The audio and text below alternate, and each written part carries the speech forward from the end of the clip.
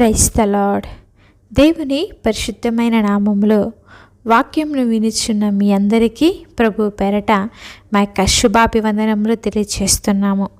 దేవాతి దేవుని యొక్క మహా ఉచితమైన కృపను బట్టి, ప్రేమను బట్టి ఈ రీతిగా మీ అందరితో కలిసి దేవుని యొక్క నామమును స్తుతించడానికి దేవుడు అనుగ్రహించినటువంటి గొప్ప అవకాశాన్ని బట్టి మేము ఎంతగానో సంతోషిస్తున్నాము. అలాగే మీరు మాకు తెలియజేస్తున్నటువంటి ప్రతి ఒక్క ప్రార్థనా అంశం గురించి మేము ప్రార్థన చేస్తున్నాము. ఇంకా మీ యొక్క ప్రార్థన అవసరతలు పైన కనిపిస్తున్నటువంటి నెంబర్కి కానీ లేకపోతే కింద కామెంట్ సెక్షన్లో కానీ మాకు తెలియజేసినట్లయితే మేము ప్రతి నిత్యము మీ గురించి ప్రార్థన చేస్తాము. దేవాతి దేవుడు మీ జీవితాలలో, మీ కుటుంబాలలో ఉన్నతమైన మేలులను, కృపను, ఆయనకు క్రియలను జరిగించి ఆశీర్వాదంతో నింపి నడిపించునుగాక.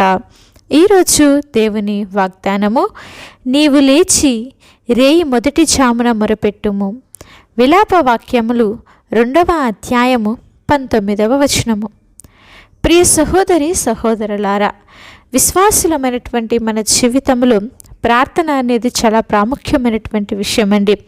ప్రార్థించే విషయంలో ప్రభు అయినటువంటి యేసుక్రీస్తు వారే ఆయన తనకు మాదిరిని చూపించి ఎలాగ ప్రార్థన చేయాలో, ఏ రీతిగా ప్రార్థన చేయాలో ఆయన మనకి నేర్పించాడు. కాబట్టి మనమందరము కూడా ప్రార్థించే విషయంలో ఏ రోజు కూడా తప్పిపోకూడదండి. ప్రార్థన మన యొక్క సమస్త పరిస్థితిని మారుస్తుంది. మరి మూసుకుపోయినటువంటి ప్రతి ఒక్క ద్వారములను తెరవగలిగే శక్తి ప్రార్థనకు ఉంది. కాబట్టి మనం ఎల్లప్పుడూ కూడా ప్రార్థన చేస్తూనే ఉండాలి. ప్రార్థన చేయటం అనేది ఎప్పుడు కూడా మరచిపోకూడదు. ప్రార్థన దేవునికి మనతో ఒక ప్రత్యేకమైనటువంటి సహవాసాన్ని, అనుబంధాన్ని ఏర్పరుస్తుందండి. అంతేకాకుండా ప్రార్థన ద్వారా మనము రక్షణను పొందుకోవచ్చు.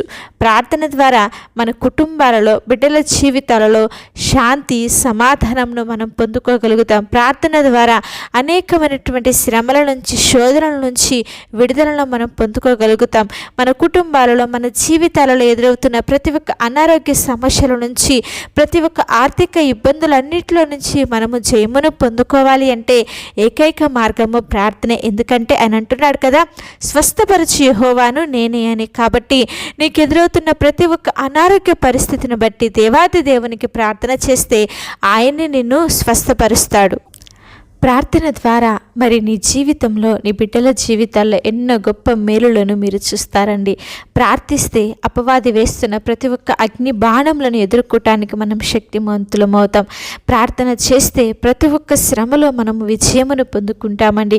ప్రార్థన ద్వారా పరిశుద్ధాత్మ శక్తిని పొందుకుంటాం. ప్రార్థన ద్వారా మన జీవితాల్లో పాప విమోచన మనకు దొరుకుతుంది. ప్రార్థన ద్వారా ఎన్నో క్రియలు, ఎన్నో అద్భుతాలు చేసిన వారు బైబిల్ గ్రంథంలో ఎంతోమంది భక్తులు ఉన్నారు. కాబట్టి ప్రార్థన చేయటం అనేది మనం ఎప్పటికీ కూడా మర్చిపోకూడదు. దావీదు అంటున్నాడు కదా, దేవా నేను దినమెల్లా నేను నీ సన్నిధిలో ప్రార్థన చేస్తున్నాను.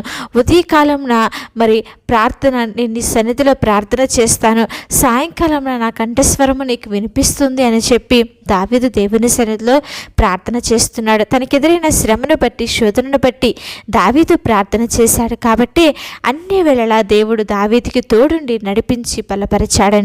మరి హన్నా జీవితంలో గొప్ప మేలులను, ఆశీర్వాదములను పొందుకుందంటే కారణం ఏమిటంటే హన్నా ప్రార్థన చేసింది. కాబట్టి ఈరోజు నీవు కూడా నీ కుటుంబంలో, నీ బిడ్డల జీవితాలలో గొప్ప మేలులను, ఉన్నతమైనటువంటి క్రియలను పొందుకోవాలని ఆశపడుచున్నావా? అయితే ప్రార్థన చేయి. ప్రార్థన చేస్తే జరగని కార్యం అంటూ ఏది కూడా ఉండదమ్మా.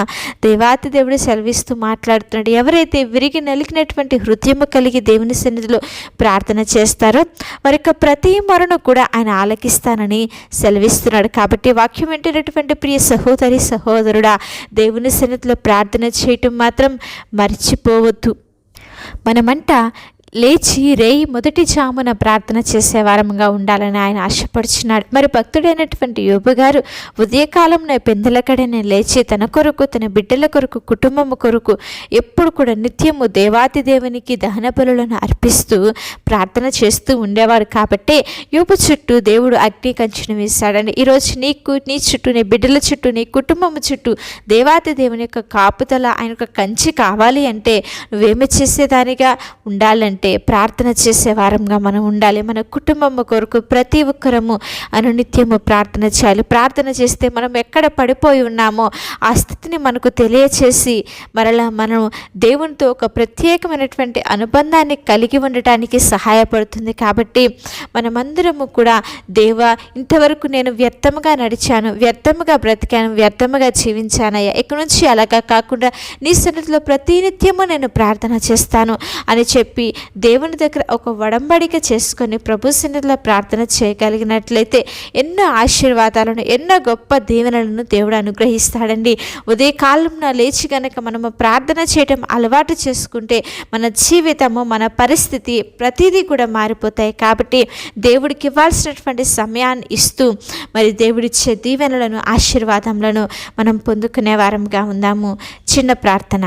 పరిశుద్ధుడా, దయగలిగిన మా తండ్రి, పూజ్యుడా, శ్రేష్టమైన కృపగలిగిన నామమును బట్టి మీకు స్తోత్రం. అవును దేవా, మేము లేచి రేయి మొదటి జామున మొరపెట్టే అనుభవము మీరు మాకు నేర్పించండి తండ్రి. మీకు స్తోత్రములు. ప్రతి నిత్యము మానక విసుగు చెందకుండా మెలకువ కలిగి నీ సన్నిధిలో ప్రార్థించే అనుభవము మాకందరికీ అనుగ్రహించమని ప్రార్థిస్తున్నాం. నా తండ్రి, ప్రార్థించి గొప్ప మేలులను పొందుకునే కృపను మాకు అనుగ్రహించండి దేవా. నీకు స్తోత్రములు. వాక్యం వింటున్న ప్రతి ఒక్క బిడ్డను దీవించండి, ఆశీర్వదించండి. వారి కుటుంబాలలో ఎదురవుతున్న ప్రతి ఒక్క శ్రమ నుంచి, శోధన నుంచి, ఇరుకులు, బాధలన్నిటిలో నుంచి విడుదల దయచేయండి. కుటుంబాలలో గొప్ప మేలులను మీరు అనుగ్రహించండి.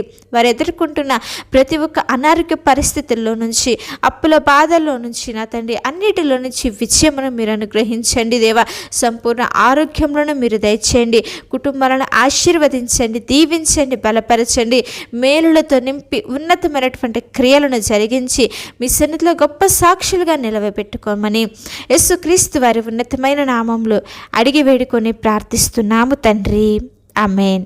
అలాగే మీ యొక్క ప్రార్థన అవసరతలు మాకు తెలియచేసిన యెడల మేమందరము కూడా మీ గురించి ప్రార్థన చేస్తాము. దేవుని యొక్క మహాకృప మీ అందరికీ తోడై ఉండి నడిపించు.